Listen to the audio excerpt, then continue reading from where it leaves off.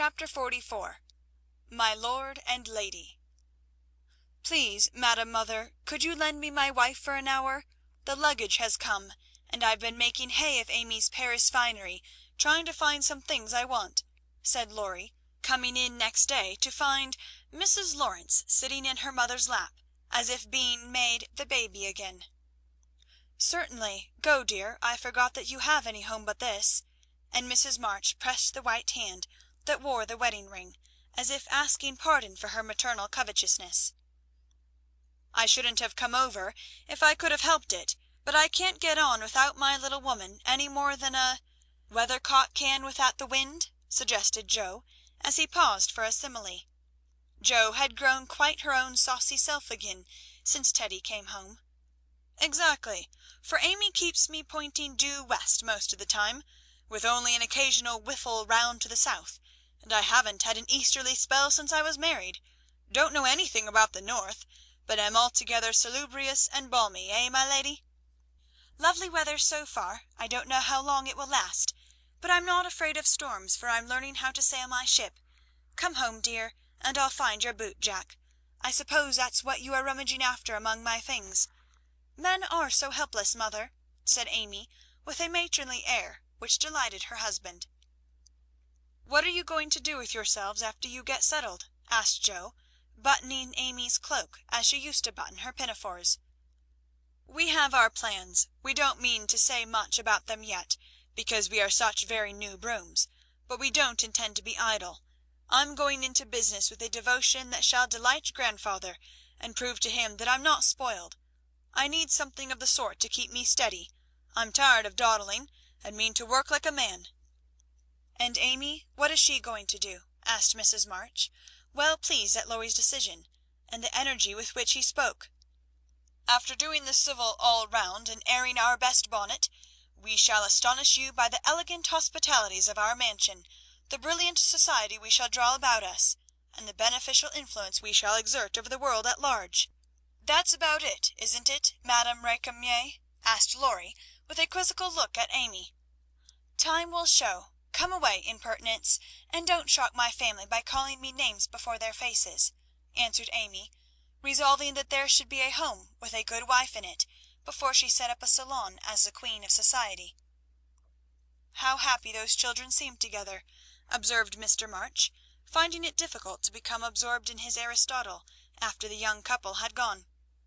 Yes, and I think it will last, added Mrs. March, with the restful expression of a pilot who has brought a ship safely into port. I know it will. Happy Amy, and Jo sighed, then smiled brightly as Professor Bhaer opened the gate with an impatient push. Later in the evening, when his mind had been set at rest about the boot jack, Laurie said suddenly to his wife, Mrs. Lawrence? My lord. That man intends to marry our Jo. I hope so. Don't you, dear?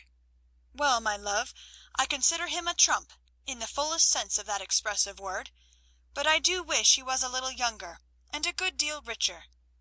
Now, Laurie, don't be too fastidious and worldly minded. If they love one another, it doesn't matter a particle how old they are, nor how poor. Women never should marry for money.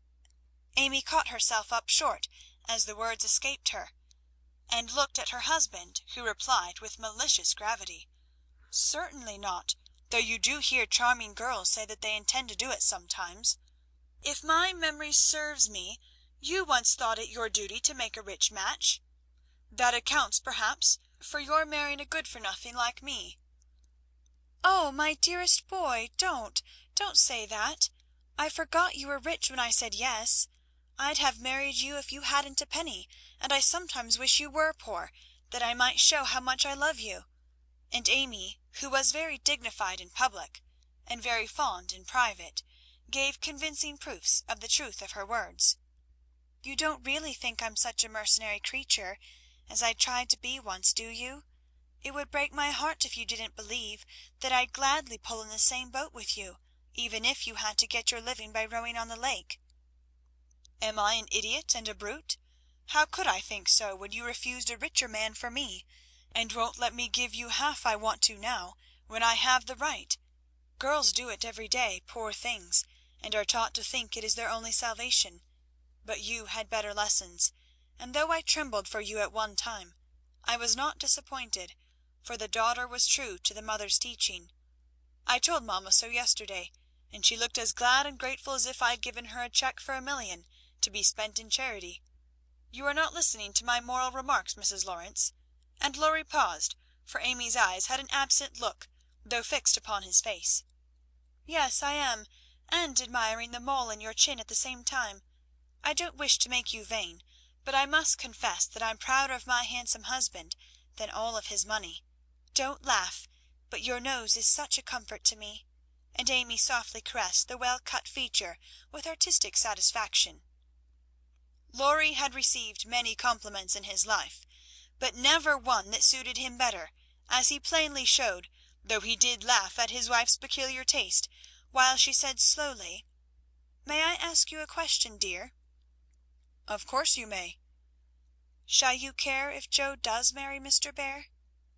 "Oh, that's the trouble, is it?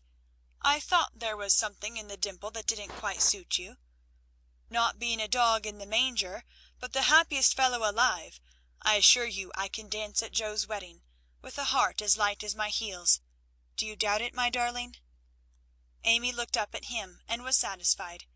Her little jealous fear vanished forever, and she thanked him with a face full of love and confidence. "I wish we could do something for that capital old professor. Couldn't we invent a rich relation who shall obligingly die out there in Germany, and leave him a tidy little fortune?" said Laurie, when they began to pace up and down the long drawing-room, arm in arm as they were fond of doing, in memory of the chateau garden. "Joe would find us out and spoil it all. She is very proud of him just as he is, and said yesterday that she thought poverty was a beautiful thing. Bless her dear heart, she won't think so when she has a literary husband, and a dozen little professors and professorians to support. We won't interfere now, but watch our chance and do for them a good turn in spite of themselves. I owe Joe for a part of my education, and she believes in people's paying their honest debts, so I'll get round her in that way." "How delightful it is to be able to help others, isn't it? That was always one of my dreams, to have the power of giving freely, and thanks to you the dream has come true." "Ah, we'll do quantities of good, won't we? There's one sort of poverty that I particularly like to help. Out-and-out beggars get taken care of, but poor gentlefolks fare badly, because they won't ask, and people don't dare to offer charity. Yet there are 1,000 ways of helping them if one only knows how to do it, so delicately that it does not offend. I must say, I like to serve a decayed gentleman better than a blarneying beggar. I suppose it's wrong, but I do, though it is harder."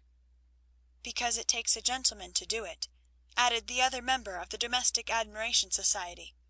"Thank you. I'm afraid I don't deserve that pretty compliment.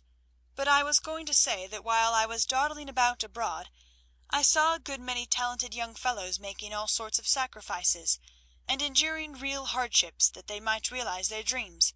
Splendid fellows, some of them, working like heroes, poor and friendless, but so full of courage, patience, and ambition, that I was ashamed of myself, and longed to give them a right good lift. Those are people whom it's a satisfaction to help, for if they've got genius, it's an honour to be allowed to serve them, and not let it be lost or delayed for want of fuel to keep the pot boiling. If they haven't, it's a pleasure to comfort the poor souls, and keep them from despair when they find it out." "Yes, indeed, and there's another class who can't ask, and who suffer in silence. I know something of it, for I belonged to it before you made a princess of me, as the king does the beggar maid in the old story. Ambitious girls have a hard time, Laurie, and often have to see youth, health, and precious opportunities go by, just for want of a little help at the right minute. People have been very kind to me, and whenever I see girls struggling along as we used to do, I want to put out my hand and help them as I was helped." "And so you shall, like an angel as you are," cried Laurie, resolving with a glow of philanthropic zeal to found and endow an institution for the express benefit of young women with artistic tendencies. "Rich people have no right to sit down and enjoy themselves, or let their money accumulate for others to waste. It's not half so sensible to leave legacies when one dies, as it is to use the money wisely while alive, and enjoy making one's fellow creatures happy with it. We'll have a good time ourselves, and add an extra relish to our own pleasure by giving other people a generous taste. Will you be a little Dorcas, going about emptying a big basket of comforts, and filling it up with good deeds? With all my heart, if you will be a brave St. Martin, stopping as you ride gallantly through the world to share your cloak with the beggar. It's a bargain, and we shall get the best of it." So the young pair shook hands upon it, and then paced happily on again, feeling that their pleasant home was more homelike because they hoped to brighten other homes, believing that their own feet would walk more uprightly along the flowery path before them if they smoothed rough ways for other feet, and feeling that their hearts were more closely knit together by a love which could tenderly remember those less blessed than they. End of chapter 44.